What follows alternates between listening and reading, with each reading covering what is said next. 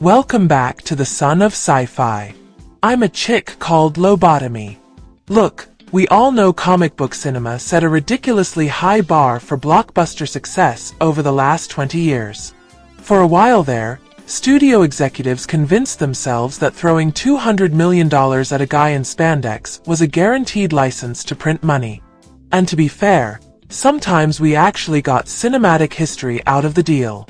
And then, there's the rest of the pile. We aren't just talking about lazy CGI, terrible marketing, or third acts that look like a blender full of gray pixels. No, we're talking about something much more interesting. Historic disasters.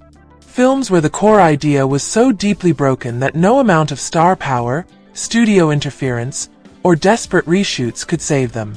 From baffling corporate mandates to sequels that felt like personal attacks on their own fan bases, these 8 superhero movies were structurally engineered to fail from the exact moment they were greenlit. So let's examine the wreckage.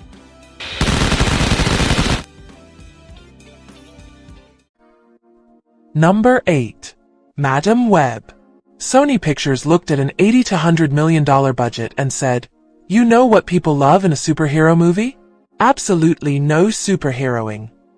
Greenlighting a major comic book film where the protagonist barely feels like a superhero, and doesn't even put on her actual costume until the final seconds, is an astounding level of miscalculation.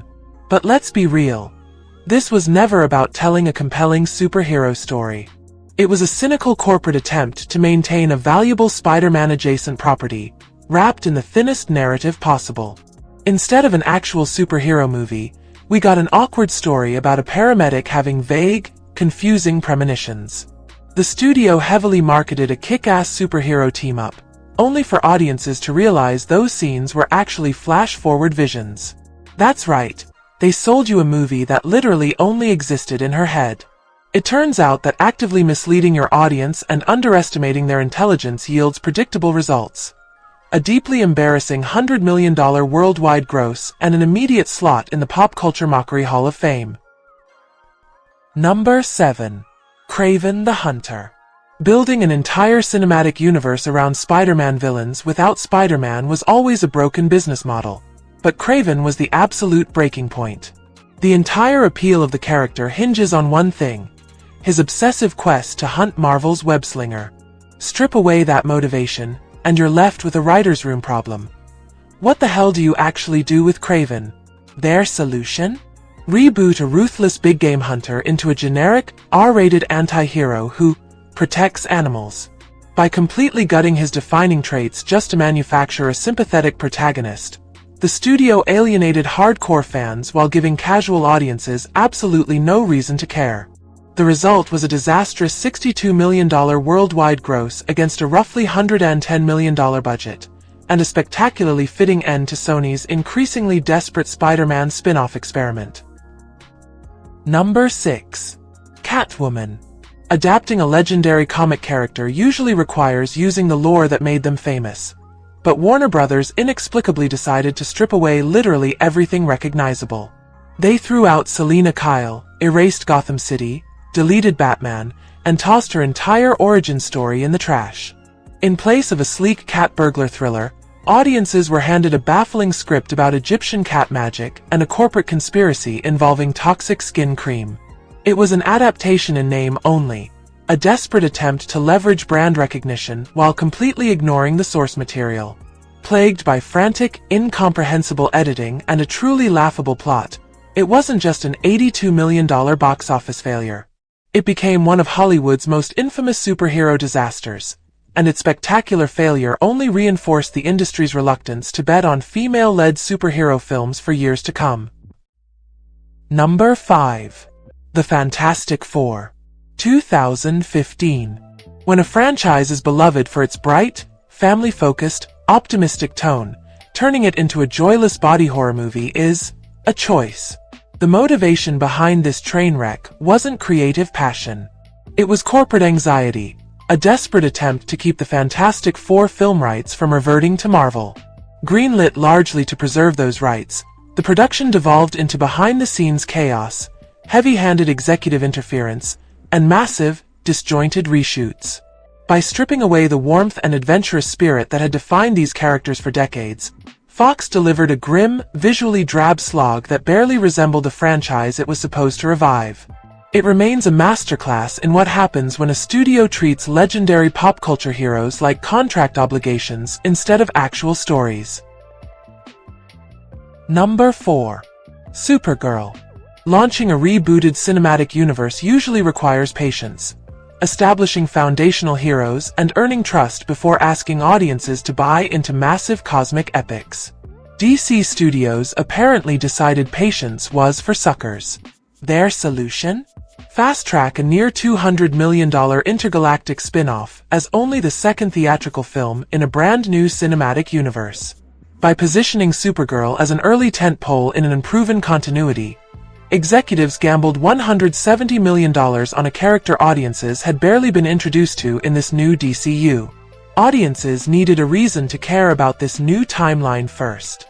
Instead, they were asked to jump from Superman straight into a sprawling cosmic adventure, with Lobo, Krypto, Kryptonian lore, and an interstellar revenge quest, all before the new universe had established any real connective tissue. And the gamble spectacularly failed. Supergirl limped to roughly $126 million worldwide against its $170 million plus production budget, making it one of DC's most significant theatrical failures in decades. It's a brutal lesson in the difference between building a cinematic universe and simply announcing one. You can put a shared universe on a corporate release schedule. You can't put it in the audience's head. Number 3. Joker. Folie à deux. Following up a billion-dollar, Oscar-winning phenomenon should have been an easy victory, but Warner Brothers somehow delivered a movie that felt like a direct attack on its own audience. The first film thrived as a gritty psychological character study that resonated with millions. So naturally, the sequel pivoted into a surreal courtroom musical that actively deconstructed, and essentially reprimanded, the very hero viewers had spent 5 years championing. Out went the dark tension, replaced with fantasy song and dance numbers and tedious legal proceedings. Taking bold creative risks is commendable, but spending nearly $200 million to interrogate your audience for embracing the original character is a wild commercial strategy. By rejecting the core appeal of Arthur Fleck's transformation, the film alienated much of the audience that had made its predecessor a cultural juggernaut. The result was a catastrophic collapse, barely scraping past $200 million worldwide and taking a sledgehammer to the franchise's goodwill. Number 2. The Flash. In the history of studio decision-making, few moves are quite as baffling as spending over $200 million on an epic event movie immediately after announcing that the universe it belongs to is dead. Warner Brothers was essentially asking audiences to invest emotional energy in a story that the studio itself had already declared obsolete. Instead of a genuine cinematic event, we got an extremely expensive lame duck, where everyone knew the cameos, multiversal stakes, and timeline resets ultimately wouldn't matter. Throw in widely mocked Uncanny Valley CGI and the headline-dominating controversies surrounding lead star Ezra Miller, and marketing the film became an absolute nightmare. Telling the world your movie doesn't count months before it even hits theaters is certainly a strategy. And it paid off with a devastating $271 million worldwide gross against a production budget reportedly exceeding $200 million. Number 1. The Marvels. Building a cinematic universe is supposed to create an inviting gateway, but this film treated a trip to the theater like a required homework assignment. Instead of crafting a standalone blockbuster, Marvel Studios delivered a sequel that depended heavily on characters and storylines established across multiple Disney Plus series. And this wasn't some cheap experiment. The film's gross production expenditure reached nearly $275 million, with a net cost of roughly $220 million after a UK tax subsidy. The core miscalculation was assuming casual moviegoers, the exact demographic needed to make a budget that size profitable, had the time or desire to consume hours of television just to understand who the main characters were. Monica Rambeau had been developed in WandaVision. Kamala Khan was introduced in Ms. Marvel. And the Marvels expected audiences to simply arrive knowing who these characters were and why they mattered. By moving essential character development and lore outside the theatrical films, Marvel effectively turned its shared universe into homework, and the audience failed the assignment. The result was a humiliating $206.1 million worldwide, the lowest grossing film in MCU history, and a reported net loss of more than $200 million. When studios prioritize corporate chess and spreadsheet mathematics over compelling storytelling, the box office results tend to speak for themselves. The superhero genre is at its absolute best when it respects its source material and trusts its audience, not when executives treat both as an afterthought.